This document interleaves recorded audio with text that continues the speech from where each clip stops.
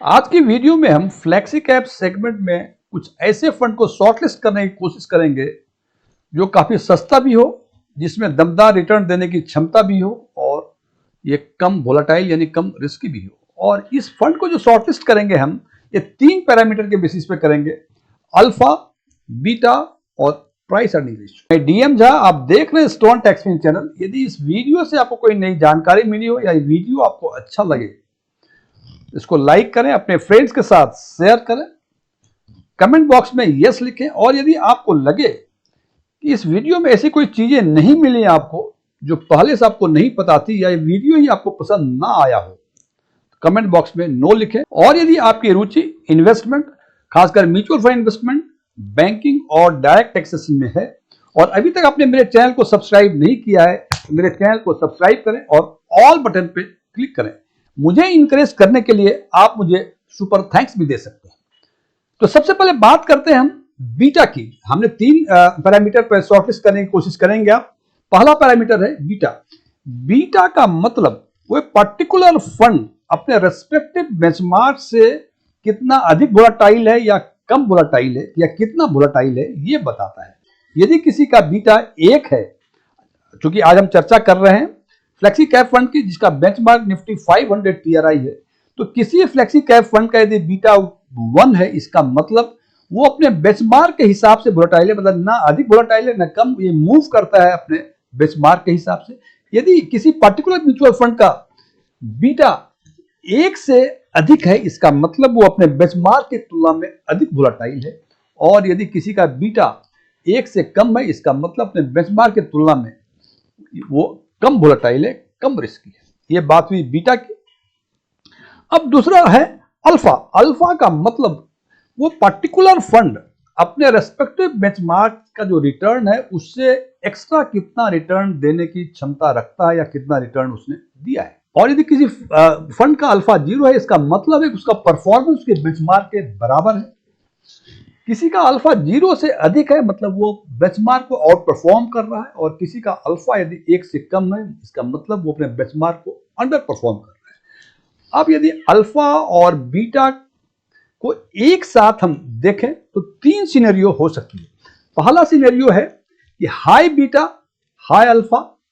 इसका मतलब बीटा चूंकि हाई है तो यह रिस्की अधिक होगा, और हाई अल्फा है मतलब इसकी रिटर्न देने की क्षमता अधिक है, मतलब यह रिवॉर्डेड होगा। दूसरी स्थिति हो सकती है high beta negative alpha. High beta मतलब रिस्की, नेगेटिव अल्फा मतलब पुअरली मैनेज, इसमें रिटर्न देने की क्षमता जो है ये उसके बेंचमार्क से कम है।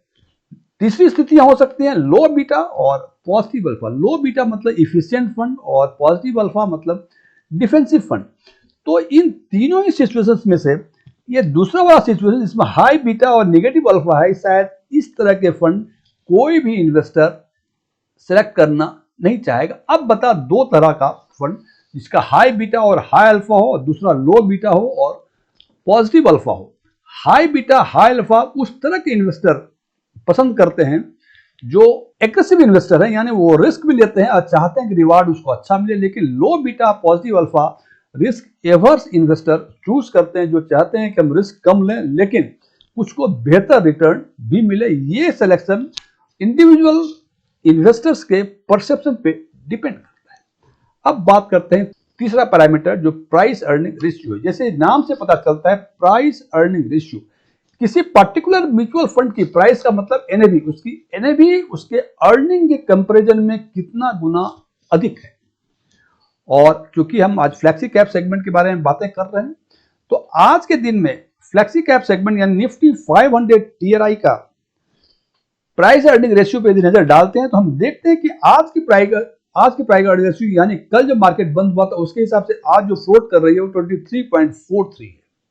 ये आज की बता रहा हूं, यानी 20 तारीख का जो मार्केट बंद हुआ था उसके बाद जो कैलकुलेट हुई है निफ्टी 500 टीआरआई की पी रेशियो, उसकी बातें हो रही है। और इसकी तुलना यदि पिछले 5 वर्षों के हम पी रेशियो से करें तो हम देखते हैं कि एक साल का लास्ट 1 ईयर का जो एवरेज पी रेशियो था वो 24.09 था।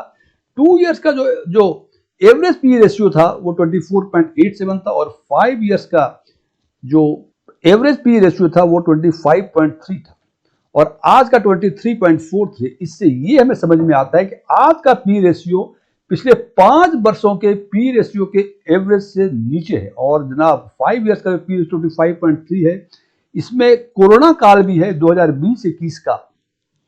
तो निश्चित रूप से आज के दिन में निफ्टी 500 टीआरआई काफी सस्ता दिख रहा है। और यदि कोई फ्लेक्सी कैप फंड में यदि कोई म्यूचुअल फंड का पी रेशियो 23.43 से नीचे है, इसका मतलब निश्चित रूप से वो काफी सस्ता है। अब यदि अल्फा, बीटा और पी रेशियो के हिसाब से यदि हम फंड को शॉर्टलिस्ट करना चाहेंगे तो हम चाहेंगे कि हम वो फंड सेलेक्ट करें जिसका बीटा लो हो, जिसका अल्फा पॉजिटिव हो और जिसका पी रेशियो लो हो।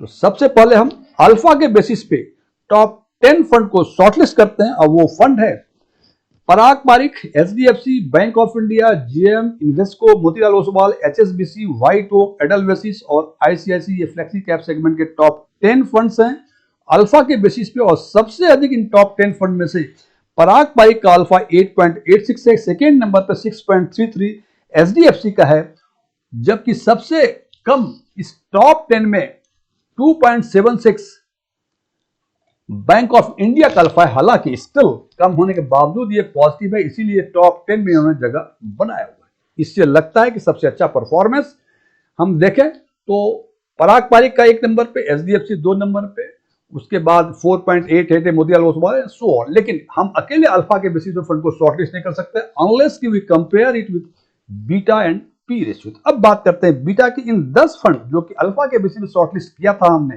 टॉप 10 फंड्स का, उसका बीटा इस तरह से। और यहां हम देखते हैं कि इस 10 फंडों का अल्फा के बेसिस जो 10 फंड शॉर्टलिस्ट किए थे उनका बीटा में सबसे कम बीटा यहां हम देखते हैं पराग पारिक का है और सबसे अधिक बीटा जो है ये 1.18 बैंक ऑफ इंडिया का है। हालांकि बीटा पर यदि नजर डालें तो हम देखते हैं कि यहां 3 फंड ऐसे हैं जिनका बीटा 1 से अधिक है, बैंक ऑफ इंडिया, एचएसबीसी और जेएम का फ्लेक्सी कैप। बीटा 1 से अधिक होने का मतलब ये काफी अधिक वोलेटाइल है, ये अपने बेंचमार्क से अधिक वोलेटाइल है। तो निश्चित रूप से ऐसे फंड से हमें अवॉइड करना चाहिए। क्योंकि बीटा पराग पारिक का देखते हैं 0.55 है, ये लगता है कि काफी कम वोलेटाइल है। अब तीसरा जो पैरामीटर है प्राइस अर्निंग रेशियो, इन 10 फंड का पी रेशियो ये है। और यहां भी हम देखते हैं कि ये 10 फंड का पी रेशियो में सबसे कम 18.75 ये पराग पारिक का है और सबसे अधिक जो दिख रहा है मुझे 41.10 ये इन्वेस्को, 43.4 ये मोतीलाल ओसवाल का है, उसके बाद इन्वेस्को का 41.01 है। अब जनाब ये टॉप 10 फंड जो अल्फा के भी शॉर्टलिस्ट किए, इनका यदि पी रेशियो कंपेयर करें तो सबसे कम 18.75 19 के आसपास और सबसे अधिक 43.4। जनाब ये दोगुने से अधिक का पी रेशियो। इसका मतलब यदि हम केवल पी रेशियो के हिसाब से बातें करें तो इन टॉप 10 फंड में से सबसे सस्ता पराग पारिक और सबसे महंगा मोतीलाल ओसवाल। लेकिन हम एक पर्टिकुलर पैरामीटर के बेसिस पे फंड को शॉर्टलिस्ट नहीं कर सकते। अब इन तीनों ही पैरामीटर के बेसिस पे यदि हम फंड को शॉर्टलिस्ट करना चाहें या रैंक करना चाहें तो सबसे पहले देखते हैं कि अल्फा सबसे अधिक पराग पारिक का, बीटा सबसे कम पराग पारिक का और पी रेशियो सबसे कम पराग पारिक का। तो ये तो बिना कोई डाउट की यह तय है कि फ्लेक्सी कैप सेगमेंट में Parag Parikh flexi cap fund first ranking पर होंगे ही। दूसरा फंड है एचडीएफसी। एचडीएफसी फंड भी तीनों ही क्राइटेरिया में क्वालिफाई किया, यानी तीनों ही क्राइटेरिया में टॉप 10 में है। एचडीएफसी 6.33 अल्फा, बीटा 0.78 और पी रेशियो 21.92। फ्रेंड्स हमें लगता है कि पी रेशियो इन दोनों का 23.43 जो आज के दिन में फ्लेक्सी कैप यानी निफ्टी 500 टीआरआई का पी रेशियो है उससे कम है, यानी अपने बेंचमार्क से वो सस्ता है। बीटा भी बेंचमार्क से कम है और अल्फा भी 6+ है। तो निश्चित रूप से एचडीएफसी सेकेंड रैंक पे आएंगे, क्योंकि देखते हैं कि सस्ता महंगा के लिहाज से देखें 21.92 23.43 से नीचे और कोई भी फंड इसमें नहीं है जो कह सकते हैं कि निफ्टी 500 टीआरआई से सस्ता है। तो निश्चित रूप से ये 2 फंड हैं पराग पारिक और एचडीएफसी, बिना कोई शक संदेह के फ्लेक्सी कैप सेगमेंट में बेहतर फंड दिख रहे हैं। अब बैंक ऑफ इंडिया और आईसीआईसी 2 ऐसा फंड है जो 3 में से 2 क्राइटेरिया को क्वालिफाई करता है। बैंक ऑफ इंडिया 2.76 अल्फा को और 25.23 प्राइस अर्निंग रेशियो को, और आईसीआईसी अल्फा को और बीटा को क्वालिफाई कर रहे हैं। तो फ्रेंड्स, बैंक ऑफ इंडिया की बातें करें 1.18 बीटा, इस सबसे अधिक बीटा इन 10 फंड में से 1.18 का बीटा का मतलब ये अधिक वोलेटाइल यदि कंपेयर करें इसके बेंचमार्क निफ्टी 500 टीआरआई से। तो निश्चित रूप से बैंक ऑफ इंडिया को मैं कोई रैंक देना नहीं चाहूंगा, हालांकि इसका परफॉर्मेंस अल्फा के लिहाज से टॉप 10 में आते हैं। और उसी हिसाब से आईसीआईसी का देखें 34.74 इसका पी रेशियो है। आज के दिन में निफ्टी 500 टीआरआई का पी रेशियो 23.43 है, जबकि इनका 34.74 है। तो ये फंड भी, हम ये नहीं कह सकते फंड खराब है, लेकिन महंगा तो है ही है। और सबसे अधिक महंगा फंड जो है ये मोतीलाल ओसवाल है 43.4, जबकि बेंचमार्क का है 23.43 और पराग पारिक का है 18.75। कंपेयर कर हमें लगता है कि इन्वेस्को और मोतीलाल ओसवाल ये काफी महंगे हो चुके हैं। हालांकि टॉप 10 में इनका अल्फा काफी बेहतर है, लेकिन ये खरीदने के लिहाज से काफी महंगा है। हालांकि ये 10 फंड जो हैं परफॉर्मेंस के हिसाब से टॉप 10 में अपनी जगह बनाते हैं, लेकिन मैं केवल पराग पारिक और एचडीएफसी फ्लेक्सी कैप के बारे में ही अपना रैंक देना चाहूंगा। हालांकि ये रैंकिंग इंडिविजुअल परसेप्शन के हिसाब से वेरी कर सकता है। फ्रेंड्स, ये वीडियो क्लोज होने के पहले मैं कुछ डिस्क्लेमर देना चाहूंगा।